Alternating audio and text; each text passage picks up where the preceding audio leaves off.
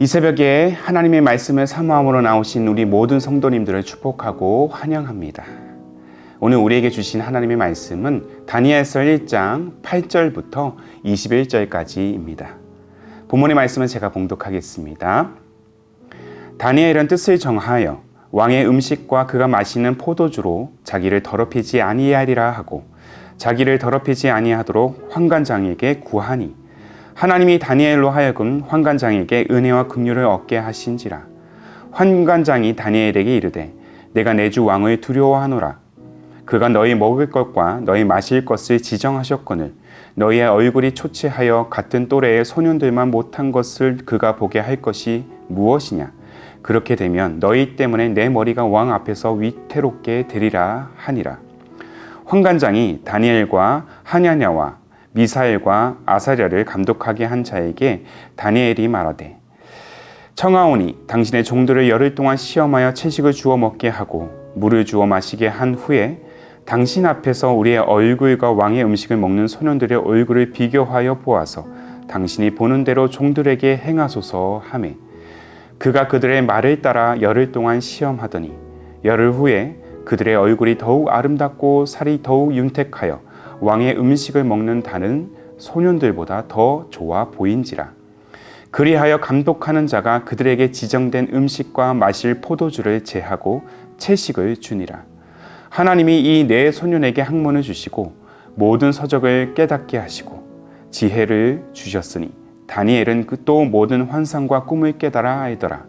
왕이 말한 대로 그들을 불러들일 기한이 찼으므로 환관장이 그들을 느부갓네살 앞으로 데리고 가니 왕이 그들과 말하여 보매 무리 중에 다니엘과 하냐냐와 미사엘과 아사랴와 같은 자가 없으므로 그들을 왕 앞에 서게 하고 왕이 그들에게 모든 일을 묻는 중에 그 지혜와 총명이 온 나라 박수와 술객보다 10배나 나온 줄을 아니라. 다니엘은 고레스 왕 원년까지 있으니라. 아멘. 오늘 말씀은 하나님의 뜻을 위한 믿음의 모험이란 제목으로 나누기를 원합니다. 느부갓네살은 다니엘과 이 세 친구들을 유다의 옷을 벗고 바벨론인으로 완전히 탈바꿈시켜서 제국의 사람으로 만들고자 했습니다.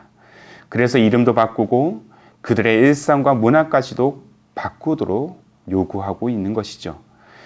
그러나 다니엘은 이 우상숭배로 얼룩진 이방 민족의 더러운 행위와 문화를 결코 받아들일 수가 없었습니다. 더욱이 왕의 음식과 포도주를 먹음으로 자신의 영혼이 더럽혀진다는 것은 그 어떤 것보다도 용납하기 어려운 일이었다는 것이죠.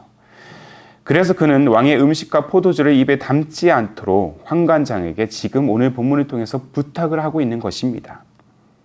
자칫 그의 부탁이 목숨을 위태롭게 하는 무모한 일이 될 수 있었을 것입니다. 그러나 그에게는 민족이 말살당하고 더 이상 민족의 해방을 기대할 수 없는 그 상황에서도 포기할 수 없는 분명한 뜻이 있었기 때문에 목숨을 걸 만한 믿음의 모험을 지금 시작하고 있는 것이죠. 그는 분명 환관장에게 부탁할 때 자의적으로 행동하지 않았습니다. 그의 부탁에 뜻을 정하여라는 말이 전제되고 있다는 사실을 오늘 우리는 주목해야 될 것입니다. 다니엘 1장 8절의 말씀을 보십시오.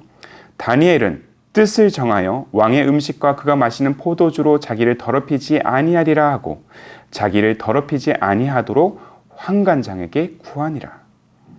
다니엘은 뜻을 정하여 왕의 음식과 그가 마시는 포도주로 자기를 더럽히지 아니하리라 하고 자기를 더럽히지 아니하도록 지금 담대하게 환관장에게 구하고 있습니다. 그 뜻은 자신을 위한 것이 아니에요.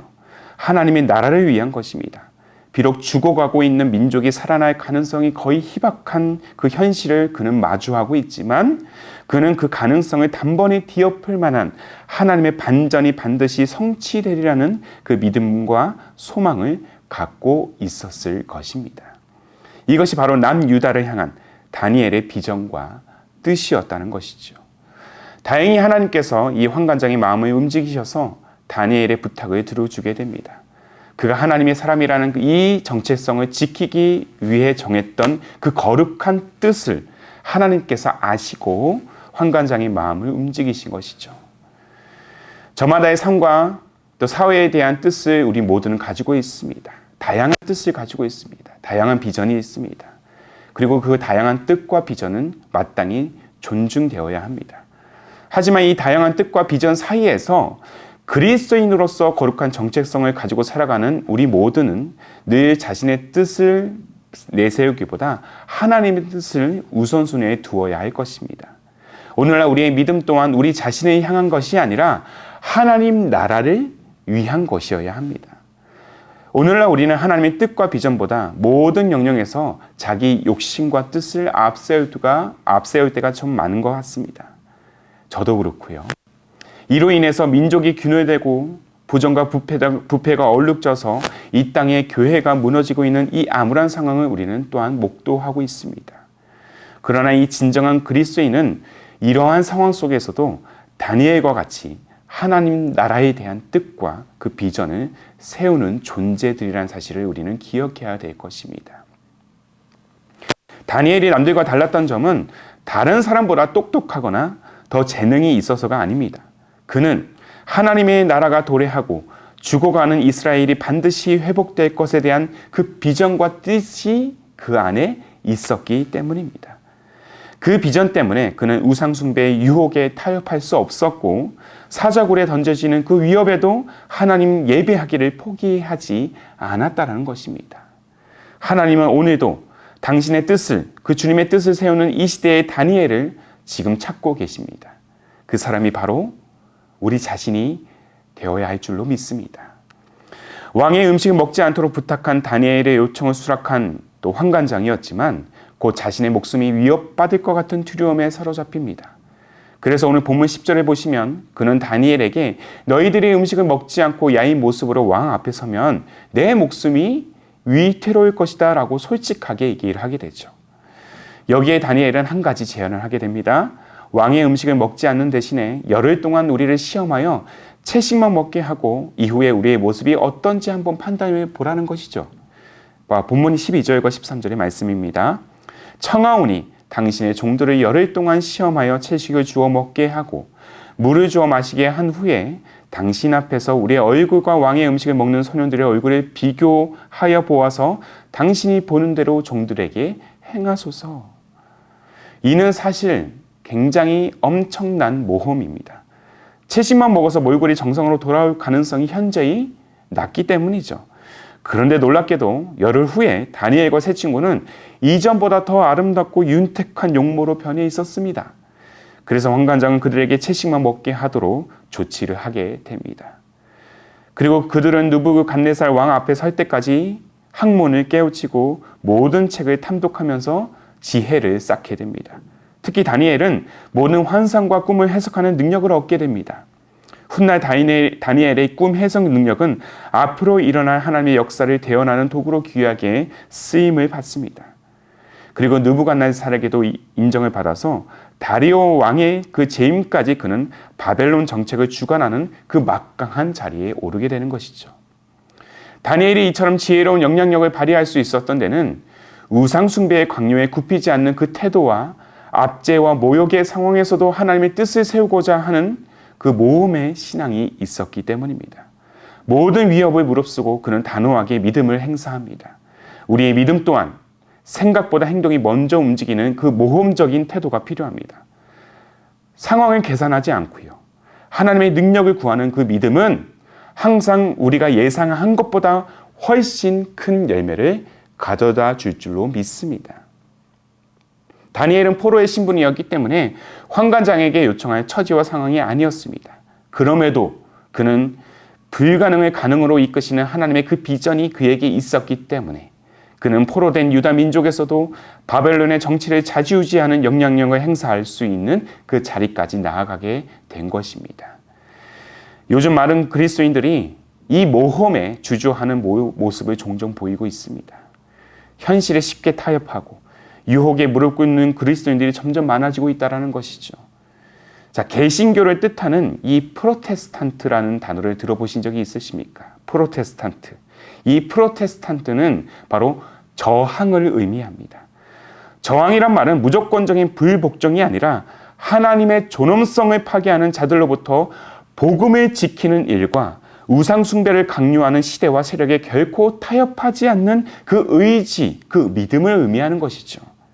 진정한 프로테스탄트가 되기 위해서는 하나님의 뜻을 세우고 믿음을 시행했던 이 다니엘과 같은 모험의 신앙을 우리는 드러낼 수 있어야 합니다. 모험의 신앙.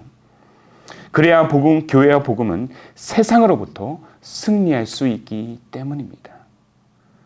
사랑하는 성도 여러분, 부디 저를 비롯한 여러분 모두가 더불어 우리 기쁨이 되는 교회가 뜻을 정하여 하나님의 나라를 온전히 세워가기를 원합니다. 간절히 원합니다. 우상 앞에 결코 굽히지 않는 태도와 하나님의 능력을 의지하는 이 모험의 신앙으로 프로테스탄트의 의미를 세상에 전달하는 그 모험의 인생을 살아가시기를 바랍니다. 우리가 그렇게 믿음의 모험을 떠날 때 하나님은 이 불가능한 상황을 넘어서 놀라운 기적의 삶으로 우리의 삶을 인도하실 줄을 믿습니다. 이 역사를 기대하며 오늘도 흔들리지 않는 믿음으로 하나님의 뜻을 구하며 나아가는, 그 하나님의 뜻을 실현해 나가는 우리 모두가 되기를, 그러한 우리 모두의 믿음의 모험의 여정이 되기를 주님의 이름으로 축복합니다. 아멘. 기도하겠습니다. 살아계신 하나님, 시대를 거듭할수록 우리 신앙을 지키기가 점점 어려워지고 세상은 매일매 순간 우리의 믿음을 흔들게 하고 있습니다. 이러한 세상의 파도에 때론 우리의 영혼이 무너지고 흔들릴 때도 있습니다. 그러나 나라를 빼앗긴 이 참혹한 상황과 더불어서 이방 문화를 강조하는 그 상황 앞에서도 두려움을 넘어서 하나님의 뜻을 위해 주어진 상황을 마주했던 이 다니엘의 삶을 우리는 목도합니다. 이 삶을 우리가 구하며 다시 우리의 믿음을 점검해 봅니다. 오늘 말씀을 깊이 묵상하며 주님의 그 신실하심을 온전히 신뢰하지 못하며 뒤로 물러서 있었던 우리의 믿음이 다시 주어진 믿음의 여정을 향해 담대히 나아가도록 우리를 인도하여 주옵소서. 오늘도 믿음의 모험을 실현할 수 있는 것은 나의 뜻이 아닌 하나님의 신실한 뜻이 우리에게 있기 때문입니다. 주님의 뜻을 통하여 반드시 승리할 것임을 믿고 선포하는 우리의 여정이 되게 하여 주옵소서. 복음을 전하기 어려울 때일수록 복음을 당당히 전하며 복음을 위해 살아가게 하여 주옵소서. 다가오는 새생명 축제에 우리는 하나님의 거룩한 뜻을 정하여 그 뜻을 실현하는 오늘 하루 또 이번 한 주가 되기를 원합니다. 이 거룩한 소망이 복음의 열매, 구원의 열매로 맺어지는 역사를 온전히 우리가 목격하도록 성령이여 우리를 도와주옵소서. 그렇게 하나님의 그 신실하신 뜻을 위해 믿음의 모험을 실현하는 우리가 되기를 간절히 소망하오며 우리 주님 예수님의 이름으로 기도하옵나이다. 아멘. 오늘도 주신 말씀에 따라서 두 가지의 기도 제목을 붙들고 함께 기도하기를 원합니다. 우리의 믿음을 흔들게 하는 세상의 거친 파도 앞에서 물러서려는 그 연약함을 넘어 우리를 향한 하나님의 뜻을 온전히 신뢰하며 나아가는 그러한 모험의 인생이 되게 하옵소서. 둘째로, 다가오는 새생명 축제를 준비하며 복음을 전하기 어려운 그 상황 속에서도 하나님의 뜻을 위하여 영혼들에게 복음을 담대히 전하는 기쁨이 되는 교회가 되게 하옵소서.